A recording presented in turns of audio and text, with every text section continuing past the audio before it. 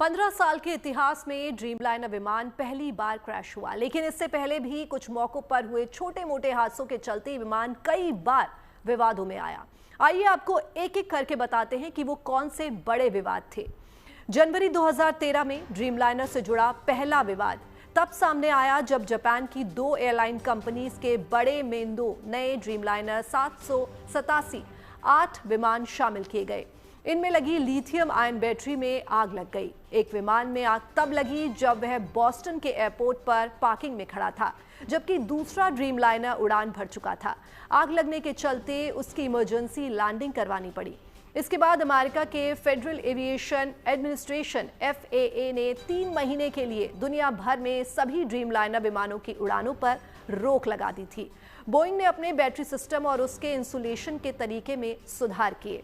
उसके बाद दूसरा विवाद 2020 से 2022 के दौरान सामने आया, जब ड्रीमलाइनर में कई बार मैन्युफैक्चरिंग डिफेक्ट की खबरें आई। दरअसल ड्रीमलाइनर एक वाइड बॉडी पैसेंजर प्लेन है। इसके हिस्से अलग अलग बनते हैं जिन्हें बाद में जोड़ा जाता है। इस दौरान कई विमानों में बॉडी के जोड़े गए हिस्सों में ज्यादा गैप की शिकायत आई। 2020 से 2022 के दौरान बोइंग ने एयरलाइंस को ड्रीमलाइनर की डिलीवरी रोक दी। FAA ने निगरानी बढ़ाई और कई दूसरी कंपनीज को एयरक्राफ्ट डिलीवर करने की मंजूरी दी। तब बोइंग ने भी माना कि ड्रीमलाइनर की मैन्युफैक्चरिंग में कई तरह की गड़बड़ी थी।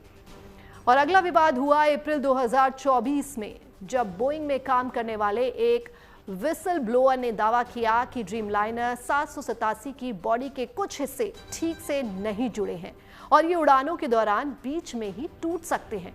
इन आरोपों के बाद बोइंग ने माना था कि मैन्युफैक्चरिंग के तरीके में बदलाव हुए हैं, लेकिन इससे विमान की मजबूती और उसकी लाइफ पर कोई असर नहीं पड़ा है। बोइंग ने यह भी कहा कि वह विमान के इंफ्रास्ट्रक्चर की जांच कर रहे हैं। हालांकि बाद में कंपनी ने ड्रीमलाइनर 787 को पूरी तरह से सुरक्षित बताया था। इसके बाद एक बार फिर और ड्रीमलाइनर 787 में कई खामियों की बात उठी। दरअसल बोइंग 787 8 में पारंपरिक विमानों की तुलना में ज्यादा इलेक्ट्रिकल सिस्टम का इस्तेमाल किया गया, जैसे हाइड्रोलिक सिस्टम के बजाय इलेक्ट्रिक मोटर्स। कई मौकों पर इसके इलेक्ट्रिकल सिस्टम का फेलियर, विंडशील्ड में दरार, फ्यूल लीकेज और सॉफ्टवेयर में गड़बड़ियां होती रहीं। 2024 में जापान में 787 8 की टेक्निकल कमियों की वजह से हादसा हुआ, जब ANA एयरलाइंस के 787 8 में हाइड्रोलिक ऑयल लीक हुआ, जिसके बाद विमान को रनवे पर ही रोकना पड़ा। इस हादसे के बाद बोइंग कंपनी और इसके इंजन सप्लायर्स पर खराब रखरखाव और टेस्टिंग में लापरवाही बरतने के आरोप लगे।